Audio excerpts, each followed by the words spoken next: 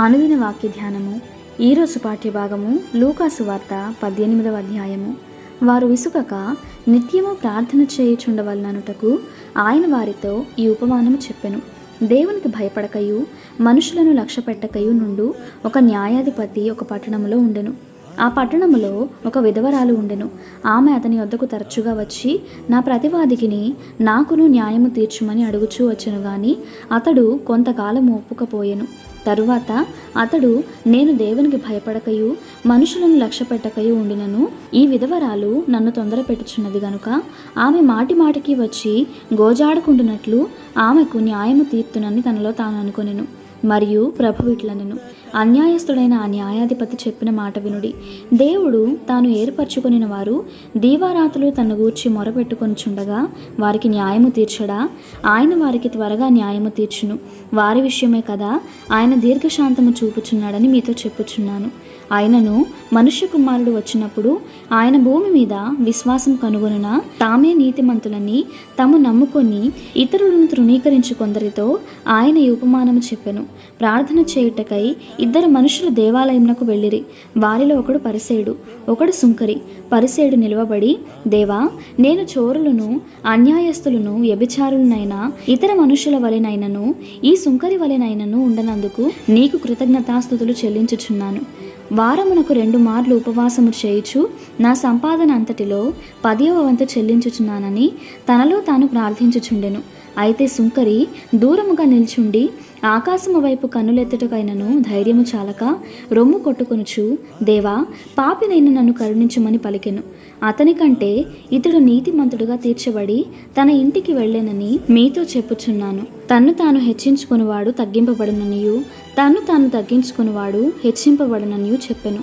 తమ శిశువులను ముట్టవలనని కొందరు ఆయన యొద్దకు వారిని తీసుకొని రాగా ఆయన శిష్యులు అది చూచి తీసుకొని వచ్చిన వారిని గద్దించిరి. అయితే యేసు వారిని తన యొద్దకు పిలిచి, చిన్న బిడ్డలను ఆటంకపరచక వారిని నా యొద్దకు రానియుడి. దేవుని రాజ్యము ఇలాంటి వారిది.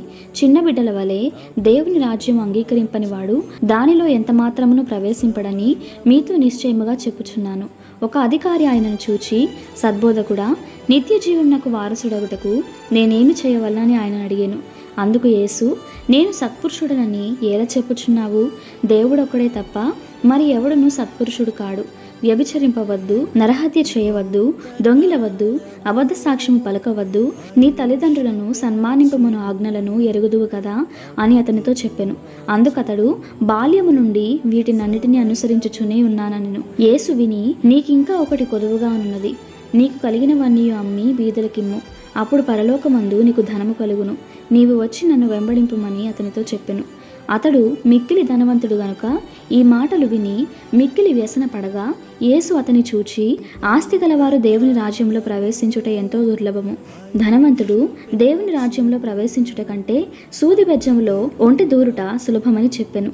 ఇది వినిన వారు, అలాగైతే ఎవడు రక్షణ పొందగలడని అడుగగా ఆయన, మనుషులకు అసాధ్యములైనవి దేవునికి సాధ్యములని చెప్పెను. పేతురు, ఇదిగో, మేము మాకు కలిగినవి విడిచిపెట్టి నిన్ను వెంబడించితిమనగా ఆయన, దేవుని రాజ్యము నిమిత్తమై ఇంటినైనను, భార్యనైనను, అన్నదమ్ములనైనను, తల్లిదండ్రులనైనను, పిల్లలనైనను విడిచిపెట్టిన వాడెవడును ఇహమందు చాలా రెట్లును పరమందు నిత్య జీవమును పొందకపోడని నిశ్చయముగా మీతో చెప్పుచున్నానని వారితో అనెను.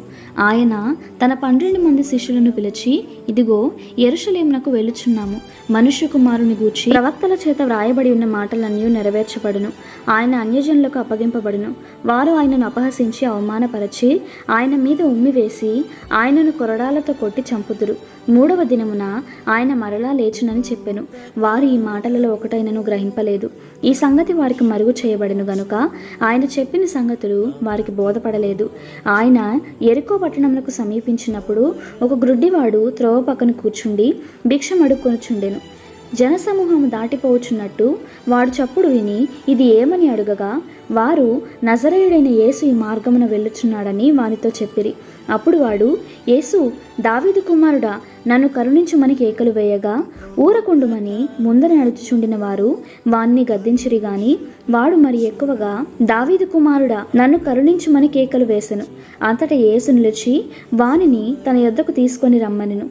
వాడు దగ్గరకు వచ్చినప్పుడు ఆయన, నేను నీకేమి చేయగోరుచున్నావని అడుగగా వాడు, ప్రభువా, చూపు పొందగోరుచున్నానన్ను. యేసు, చూపు పొందుము, నీ విశ్వాసము నిన్ను స్వస్థపరచునని వానితో చెప్పెను. వెంటనే వాడు చూపు పొంది దేవుని మహిమపరచుచు ఆయనను వెంబడించెను. ప్రజలందరూ అది చూచి దేవుని స్తోత్రము చేసిరి. ఇంతటితో ఈ దిన పాఠ్యభాగము సమాప్తము.